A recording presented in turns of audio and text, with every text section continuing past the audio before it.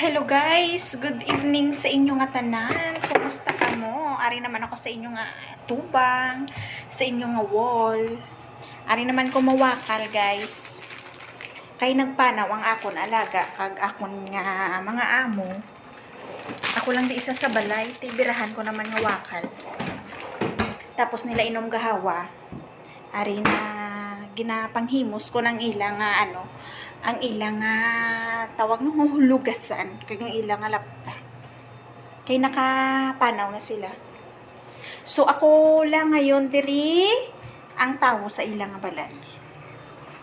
So ari na manghugas na ko sang ilang sang ilang nga inimnan sang gahawa kag kinanan. Antes maglakat ang akon nga alaga, nagkaon pa na siya, ginlutuan ko pa sa itlog. Yun palaman niya sa tinapay, kag ginbutangan ko sang syata. Susubong, manghugas ko guys, manghugas ta. Update nyo ko manghugas, gamay man lang niya, manghugas ta sang ilang nga kinanan. Hara guys, gamay man lang ni guys ang hulugasan ko. So, umpisahan ta panghugas. Sige panghugas, sige wakal, kay wala ang amo. Birahan pa na mawakal.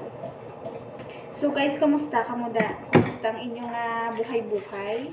Ang inyong life? Ang inyong pangabuhi? Kamusta? Aring inyong kadama? Ang inyong pangabuhi sang kadama nyo? Sunod sang agi sang alaga, sang amo.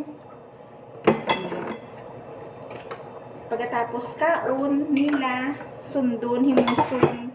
Amo na ang pangabuhi sang kadama nyo diri sa lugar sang mga Arabo. Wala kami mahimo guys kay amo ni aton nga obra. So sundon ta kung ano ang aton nga obra. Reklamo lang kita sa kaugalingon ta. Akon obra guys kung matakan ko. Wala pa natapos isa ka obra, tawgon ka naman, may isugo naman.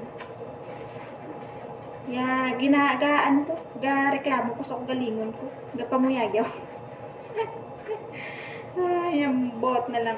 Wala tamay mahimo ka mo ng aton nga obra, so kondon ka na lang. Amo na ang buhay sa kadama.